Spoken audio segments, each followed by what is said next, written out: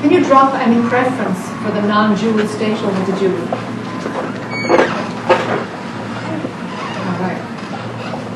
All right. We've got a few nods. No. Yeah. I love a bit of honesty. Yeah.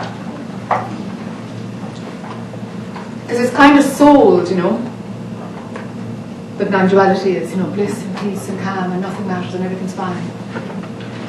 So I want you to see through it. And it's like, these are just two lenses of perception that are available to me. But as long as there's a preference for one over the other, you're forever going to be caught in the polarity between the two. You will always be in the either or, and you won't be in the I can abide and totally have the dualistic role play. My humanity is not going to be denied. My divinity is here. My humanity is played through my personality. There is no clash. There is no preference. And so the unified field brings in both. But as long as you're running a preference, you're going to be stuck in the polarity between the two. One is bad and one is good. And you will never be able to abide in the divine. You won't.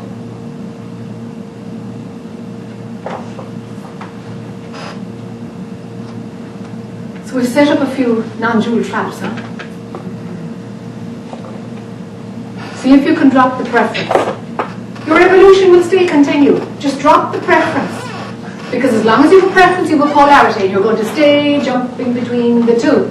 We're looking for a wider lens that can do the narrower functioning, and you can stay in the wider one. Clear? Yay. Sort of. All right. Well, there's a magnet. That's cool. I've never seen a duster with a magnet before. Can I ask one quick question? Sure. When you say don't, open to the where you don't have a preference from the dual versus the non-dual, can you hedge it by saying embrace anonymity, but still recognize that you do enjoy the non-dual? Embrace the anonymity. Meaning you're okay with either? Is that an honest or a concept? You're okay with either? Well, I'm not sure. I'm not doing it sufficiently to that would be one little remark back. What's your question again? So you were saying what? Yeah. Well, you can have anonymity. I mean, isn't that a beautiful term of being open? And I mean, it's a concept, but I know someone that experience. Maybe I'm hedging, but what about that? I mean, having anonymity means you're not attached to either, but it doesn't mean you can't slightly prefer one over the other. Like, this is cooler. I can have both. It's okay.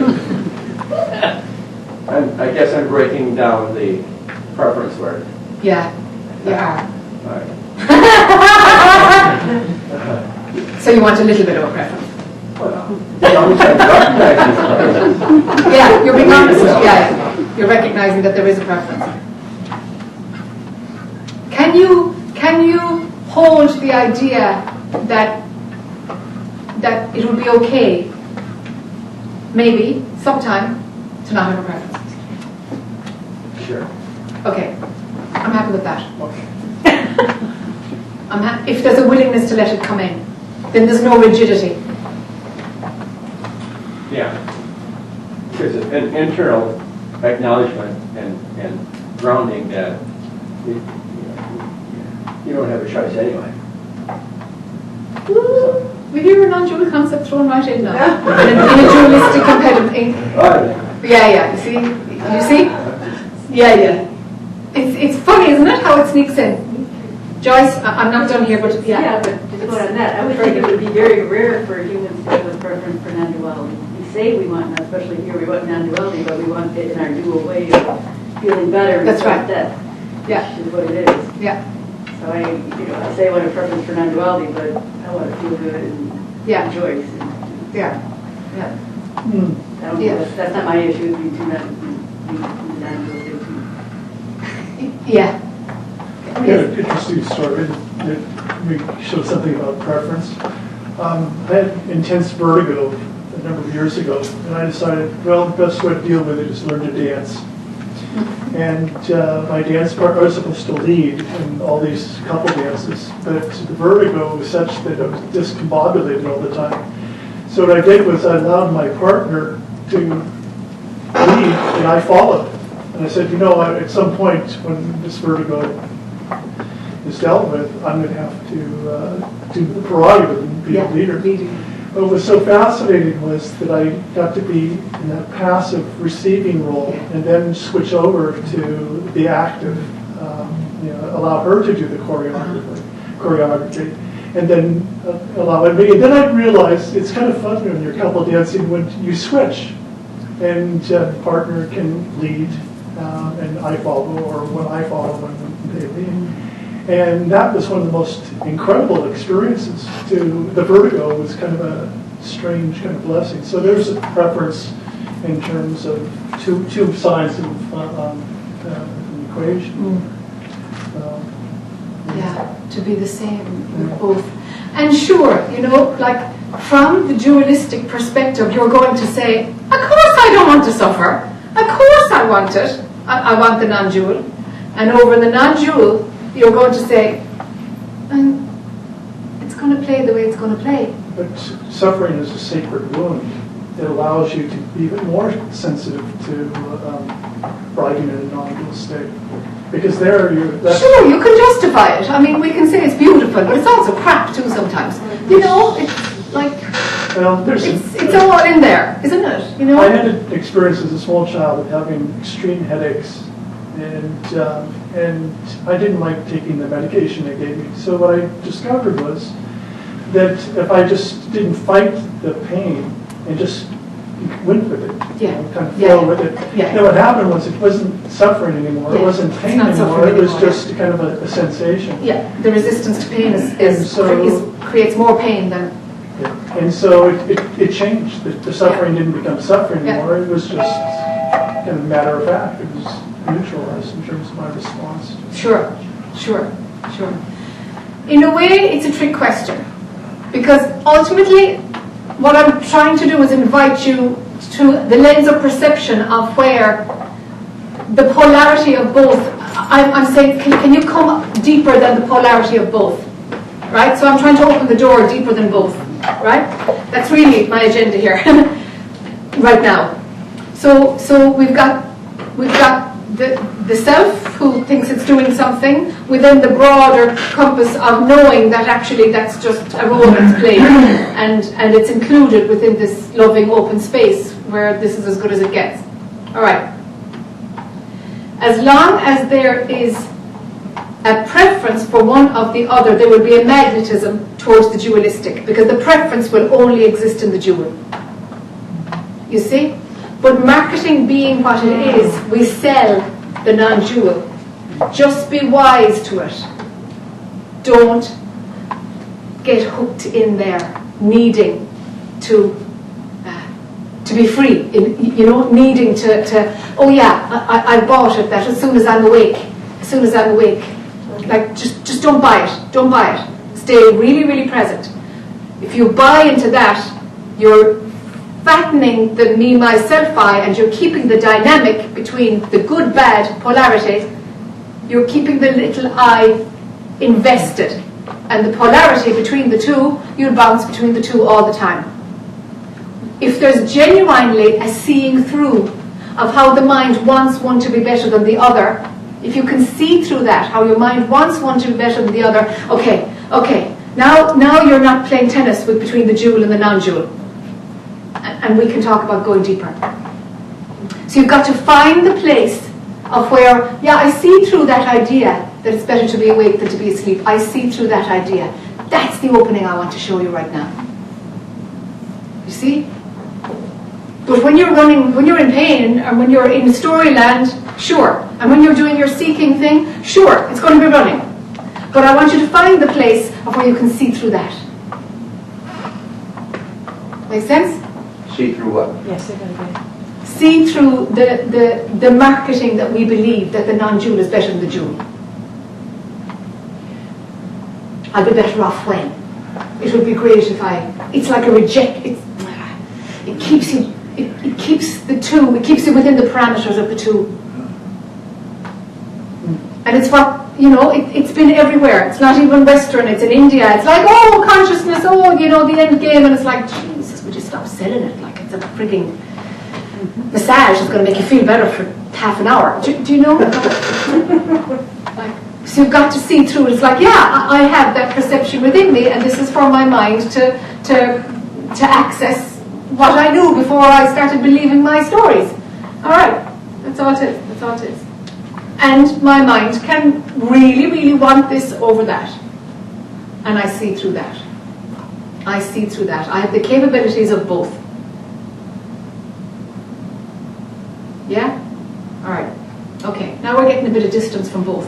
I'd like you to be out of the polarity between the two, the either or. So what we're doing is looking at what sets non-duality apart from duality, how one is better than the other, how one seems to be, oh, I'm in the dual, I'm in the non-dual, oh yeah, let's mix up the laws, not respect either lens of perception, and use the concepts of one to deny the other. It's like, come on. What we need is a smooth transition so that you live in your divinity and you can function in your personal. Clean. You see? You're living in your divinity. You're living in your essence. That's what's going on. But you can play the role. And you don't need to justify it. You don't even need to use non-dual language. It doesn't matter a crap what anybody thinks you're doing. You just honor your dualistic personal, the laws of that, the natural laws of that perception. Honor the laws there. Do you know? Like something was written recently by a teacher I really like. And he was falling into this, and I could just see what's happening. It's like, oh God, there it is. And he was talking about the relationship. He was using guru and student. Guru and disciple, no, guru and student. And he had a graph of like the guru and the students. And let's move to, a dynamic of where the guru is in the circle, and so everybody is equally connecting with everybody else. And so to go from this graph to this graph, his article was about the guru comes down as an equal player and facilitates the growth of everybody and brings everybody into unity consciousness, and together they share where they are one. And if there's an authentic guru, they bring that oneness consciousness to the group. And it's like, okay, but honor the fact that there is going to be a power differential.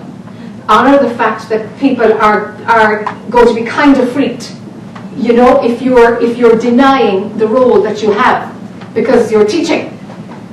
Honor the boundaries that exist. Honor the humanity. Honor the natural laws at the same time. Keep the teachings, and honor the code. Being a decent human being. Do you know? And it's like, I just see that a lot recently. Well, no, it's coming to my mind a lot. I'm sure it's always been there. But it's caused this huge inaccessibility to the non-dual. It's simpler than what you imagine. It's simpler. It's the room breathing you. That's unity consciousness. As long as you are not the subject, you're out of the dual. You're out of it. No fireworks, no bells and whistles. You're out of it. And in that moment, that's as good as it gets. So I want to reframe it where those avoidances and misunderstandings don't happen, so that the organic flow of embodiment happens, So if I go with me being the narrow one, I'm the subject, no? And the wider lens of perception that includes that, which is like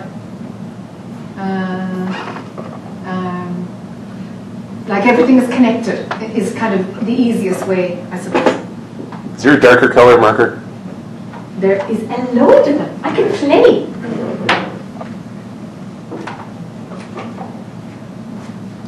Oh, I could make it bigger too, couldn't I? Okay. Huh? Narrow part of the funnel. Getting wider and wider and wider. Is that more visible? Yes. Thanks.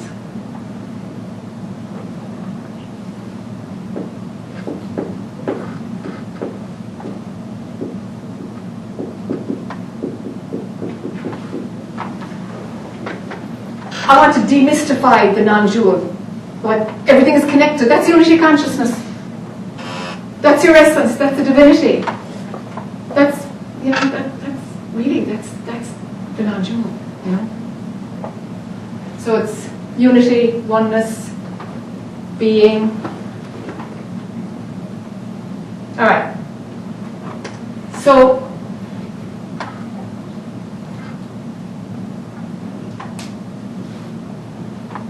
a lens of perception. Guess what? Just another lens of perception.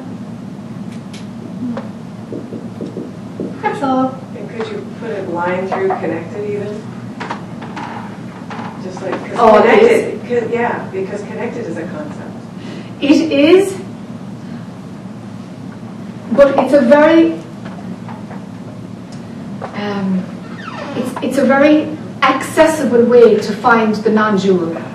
I want to take it off its pedestal as being something special. I see. So that's why I picked that right now, because as long as you see, oh my God, yeah, it's all one big movement. It's like, okay, and that's easy enough for our human brains, you know, rather than, yeah, it's infinite peace, it's beingness. It's like, I want to get really practical. So yeah, I could. Oh, Liz, there we go. You know, that'll do it too, huh? Okay, so this is included within this.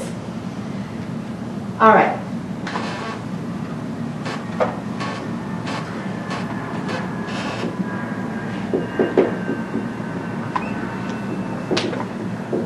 I'm putting pure consciousness here because that's the one thing that everything is. It's all connected. Well, if it's all connected, what's the common connector? Thank you. Pure consciousness. That's what we call it in spirituality.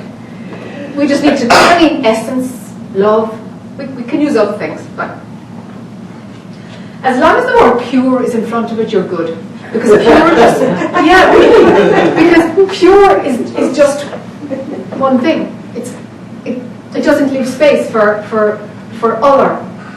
Pure beauty, pure love, pure divinity, pure clarity, pure, you know, it works, huh? The word pure. All right. Yes? You know, if you do the work that you're discussing, where we are able to look upon these different states as simply a lens of perception, but we can live on our essence, what happens when we die? I mean, how does that change our karmic path of rebirth and wherever our consciousness faces? Yeah. Yeah. As long as there is a pattern of this lens of perception eclipsing this one, desire will do it. Darn it, I want steak for dinner. I want it. That's it. And if you're running desire and you're following that action, the subject has to be there. There has to be a me when there's desire. There has to be. And desire is so strong that it will eclipse all of this. The frequency that creates that desire, the frequency that can eclipse this and have that reality, that subjective, dualistic reality running, that frequency is going to want resolution somewhere. And that's the darn thing that's going to continue on after the body dies. That's the thing that's going to go somewhere to find resolution, to expand again. Because the contraction is too of the world. It's learned. It comes from pain and suffering and believing, thought, and comes from ego. And it'll always seek resolution. It'll try to keep itself alive because it doesn't believe that actually letting go. It was born out of experience, out of thought, and it's got nothing else going on, and it can be let go. And if it's not let go at death, if there's still desires there, they're going to go on. They're going to go on. That's what's going to make another incarnation happen. Sort of Tibetan Book of the Dead, sort of. I haven't read that. I had it on my shelves for 10 years, and I thought, darn it, I'll give it away. So I don't know what. It's just that I've seen this in my own work. I've seen it, and working with dead people and dying, but mostly with some people dying, but actually mostly with dead people coming back, and it's like, shoot, what's going on? And it's like, okay, oh my God, here come the desires, bump, bump, bump, bump, bump, causing this coagulation of the energy mass. Whereas, like, let it dissipate, like sparks up in the, coming up from a fire, spark goes up and it's gone. It's like, yeah, be like that, so that you can just dissipate. That there's no story, nothing to cling to, and that's the end of the line. Until consciousness eventually recycles again, but not in that solid form. That story is done. Once the me no longer eclipses the jewel, the non-jewel, then you're done. Jack, what you were saying, all that, but also that it's not as neat as we think, where there's one body isn't going to go to another body, it's just a mess, and it's energy just... Yeah, it's energy. So it's really not incarnation in the Eastern sense of... Yeah, it's not as clean as what we'd like to think, that one individual continues on. A coagulation of energy will seek resolution anywhere, anyhow. It's not personal at all. It's not personal at all. It might fragment, it might pop right into somebody else who's actually alive, it might split up and go into different people. Very rarely. Like, I don't even imagine how it could happen, that an entire lump of something could incarnate again. Seemingly the Dalai Lama does that. It's kind of rare though. It's kind of rare.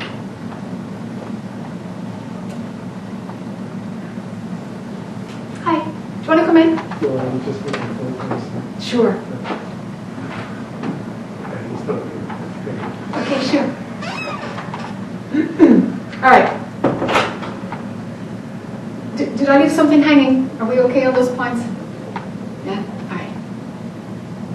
I want you to find either pure beauty or pure love inside you right now.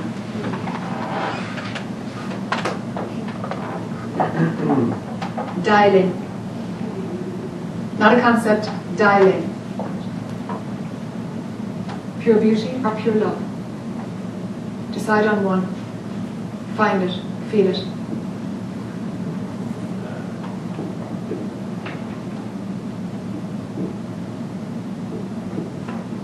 If you can't, just raise your hand.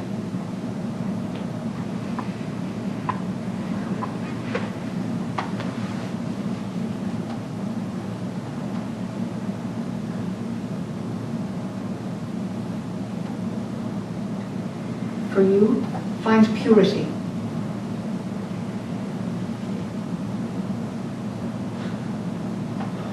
Purity. Clean. Purity. Yeah, clean. Like when you get up just before dawn. You know that? It's just, that's still pure, clean, before something has cranked up. You know that just the dawn is beginning to break, and there's only nature. You know that taste of, nothing is clashing with anything else. You know that feeling? Okay. Find that inside. The rest of you, pure beauty or pure love.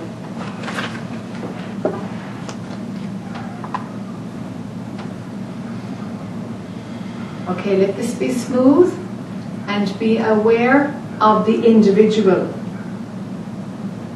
The Kathy, the Lee, the Paul, who is experiencing it at the same time.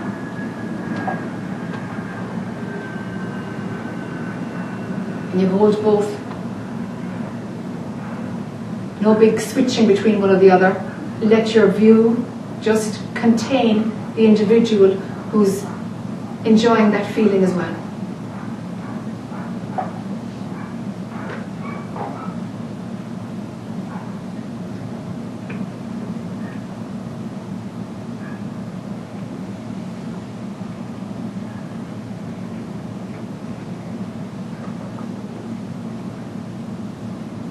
If you were able to do it, show me your hand.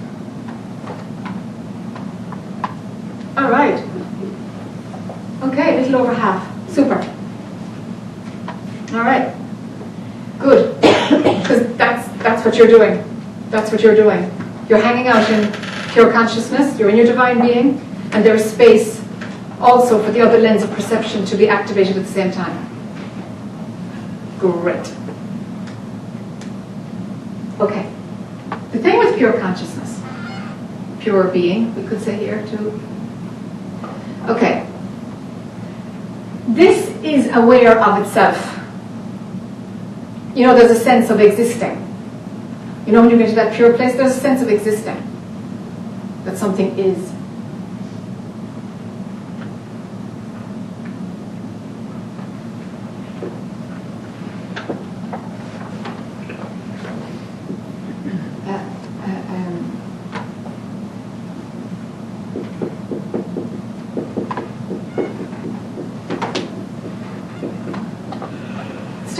Of existing. Can you find a sense of existing inside yourself right now? Just like, yeah, I know I exist. Can you find where that's... Okay, go deeper than that. Can you see that that's just a belief? Belief is too strong a word. Belief is too much in this realm. Can you see that that's a frequency? And can you go underneath it? Yes. I got a few nods. Can you go where existence isn't?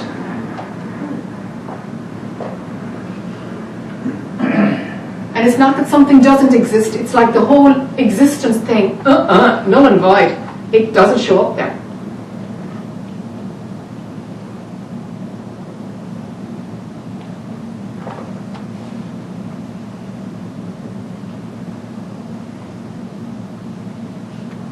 Good.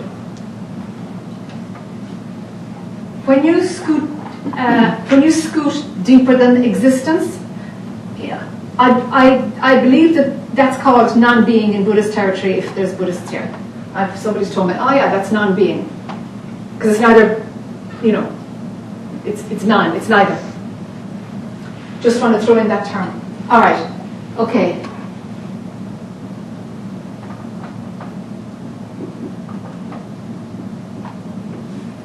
Also call it pure potentiality, something that has Okay. a potency that is like a pulse, but there's nothing there. Okay.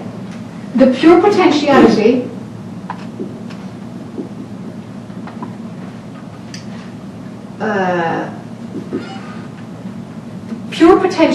exists where space is at its finest. Okay, we're looking at time and space. Okay, keep going, Jack. All right. So time and space is, you know, Wednesday evening. All right. Very valid. In a room. Blah blah blah. Time and SPACE, just one E. Okay, time and space is valid. Time breaks down when we still have space here. That's why the spaciousness. So many people experience. Oh yeah, the spaciousness. You know when you drop in and it's spacious.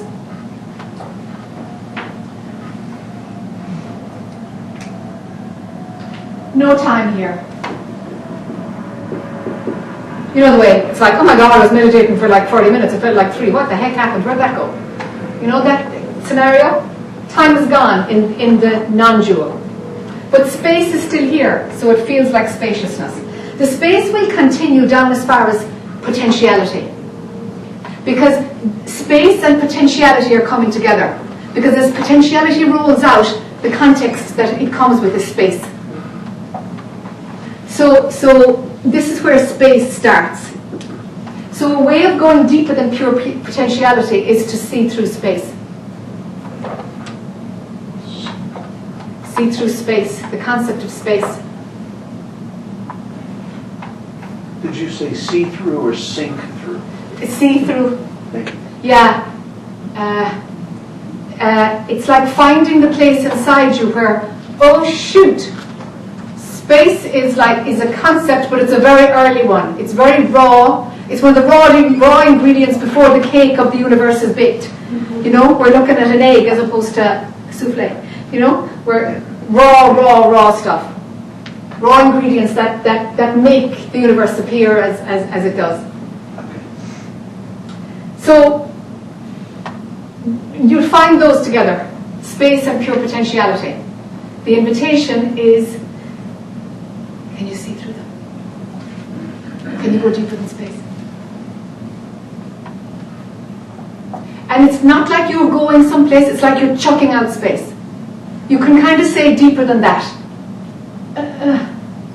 That works for some. There's the sense of spaciousness, okay, deeper than that. You're not, there's no other concept that you can add to yourself, add in there. Okay, there's a few last looking faces, but I'm going to keep going.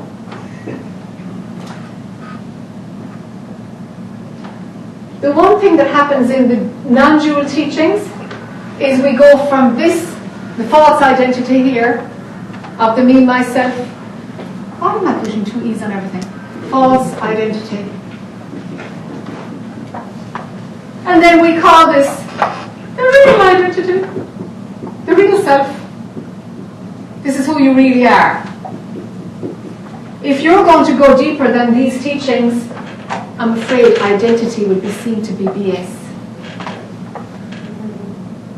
Identity itself is like, well, what the heck do you want to drag that for? So, like in a way, we swap out the false for the real identity.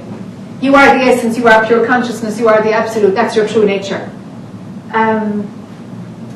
Would it be alright if you weren't anything at all? Because you're not anything at all, actually. But we kind of have this stepping stone. It's much easier to swap out the false identity for the true identity, but it's just a stepping stone. And the non-dual goes that far. The non-dual does not throw out the identity with the absolute. It says that's your true nature. That's fine, that's enlightenment, that's awakening. Now we're looking at liberation. So consciousness with an object, consciousness without an object. Yeah, but consciousness itself is just a concept. Yeah, and then prior to that. Prior to consciousness. Yeah. Yeah, prior to consciousness.